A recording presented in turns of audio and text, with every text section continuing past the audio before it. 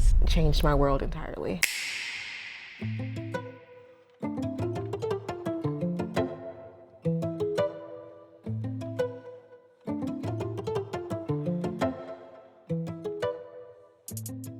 don't think it was until Philly Bride, for me.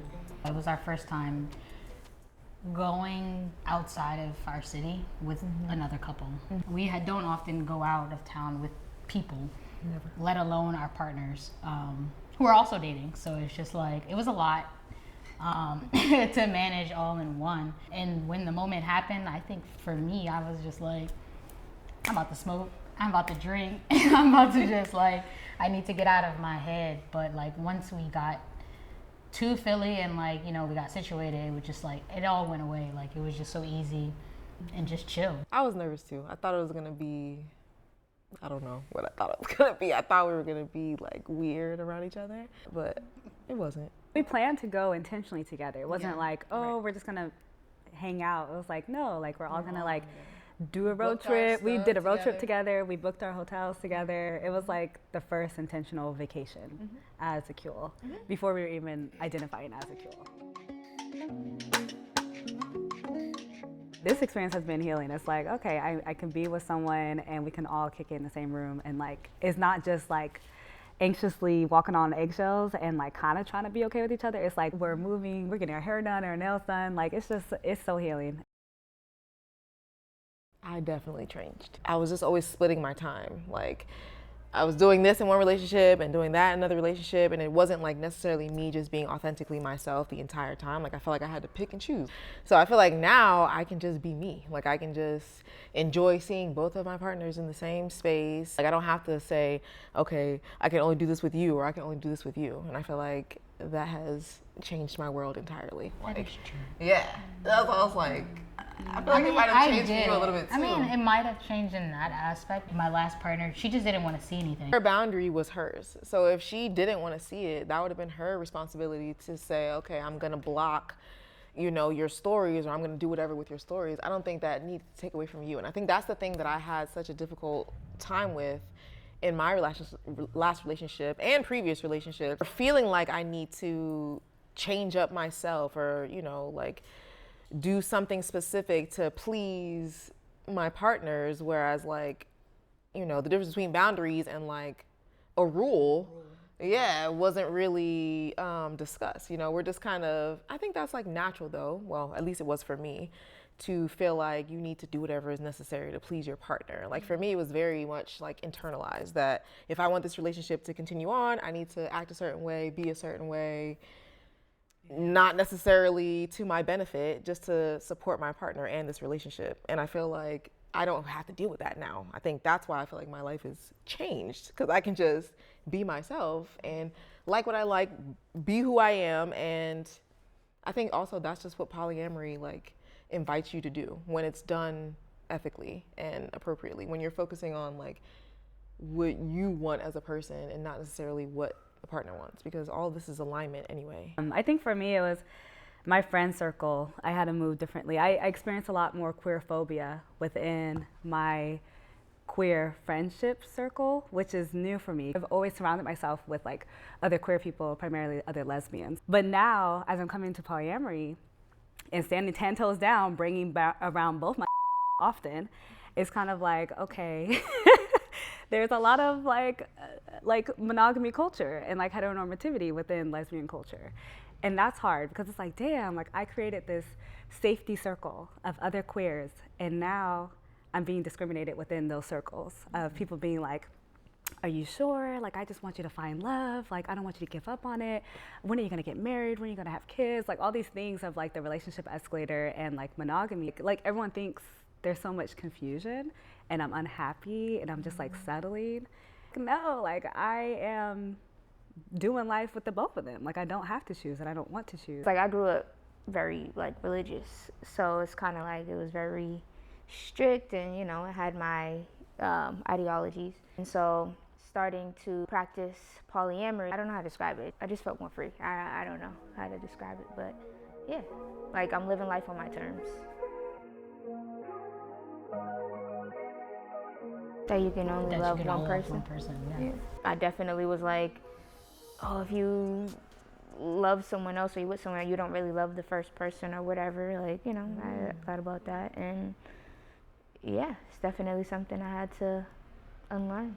I would say that devotion looks like sacrifice. Being devoted to someone, being committed, means that you're not allowed to have a world outside of your partner. You have to give them 1,000% of you. If you have, you know, a work life, if you have friends, if you even look at another, then you're not being devoted, you're not being committed. When you're a Black woman and you're queer and you're polyamorous, people just have the audacity to ask you any fucking thing, and they're so entitled to knowing every detail of your life. It's to the point where, like, I've had family members ask me about my sex life, and it's just like, you would never ask my straight monogamous sister anything about her sex life, but like, you think that you can ask me about mine?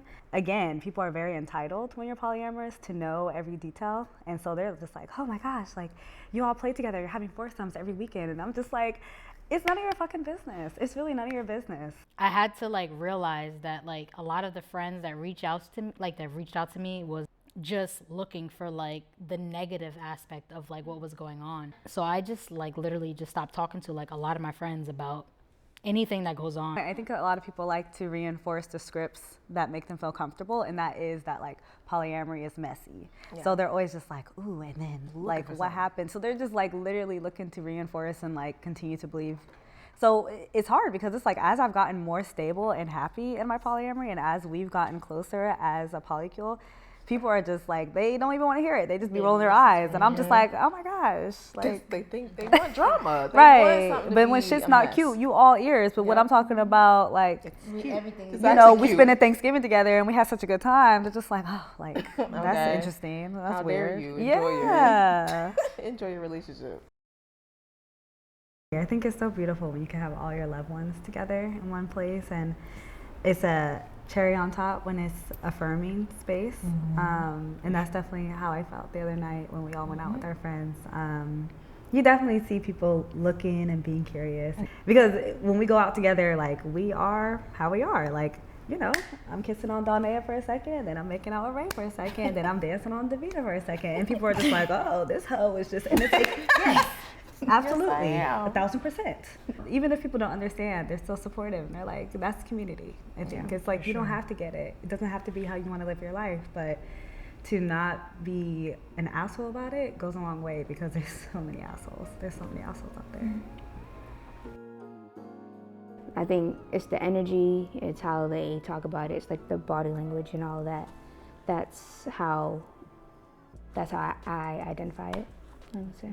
Yeah, I would say, how do they seem empowered with how they move through the world? Because I think there's a lot to say about social conditioning, and being authentic, it changes. Like, your truth can change throughout your life, right? Like, my truth, I don't know, 10 years ago was that I was monogamous, and was that devotion looked like giving my all to one person. It's okay for authenticity to like evolve, but being able to stand on it 10 toes down and like feel empowered and not walk on eggshells, I think that energy shows up when you're interacting with people. Like, it stands out when people are just like, this is what I'm doing, and I don't care what anybody has to say about it. Like, whether or not society agrees with it, or, you know, people are gonna tear me down about it, I believe in it, and that's enough for me to want to do it. And I think that is, I hate to say it's rare, but I think it's hard to come across. Yeah, I feel like I don't meet a lot of people who just say, fuck it. Like, yeah, I know a lot of people who have that mindset, but like also are not like ethical in their principle. They're not being ethical about it. They're not communicating with people, and they're also not being real with every person that they're with. I suppose, and they're like, okay, well, why do you have a problem with this? If you're treating this person like shit, and you're just like, okay, well, I'm in a dating phase, but you're not communicating to this person that you're in the dating phase, right? But then you're like, okay, well, why do you have a problem with how I'm treating this person? And because you're poly. And I'm just like, me being poly has nothing to do with ethics, with morals. And it's just like, you can't compare the two. They're two different things. And I think people have like a lot of things to say about like how they do things, but it's not like in depth about like the levels to like how you should be doing things. Right. I mean, I think that's something to talk about, because a lot of people can be authentic and in their truth and still have so much harm on other people. Or like that they were like talking to other people and they were like, well, you're poly. Why do you feel that what I'm doing is wrong? And I'm like, the difference between me and you is I communicate with my partners when I am seeking elsewhere. You are not.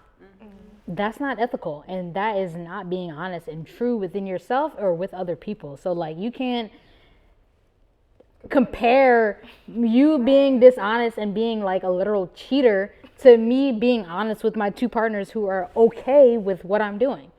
There's two different things. You can't compare being poly with cheating. And I think that's what a lot of the conception is. It's like, you're poly, so you're a cheater. I've been more communicative or authentic, and I feel like I'm way more monogamous with my poly partners than I was with my monogamous people.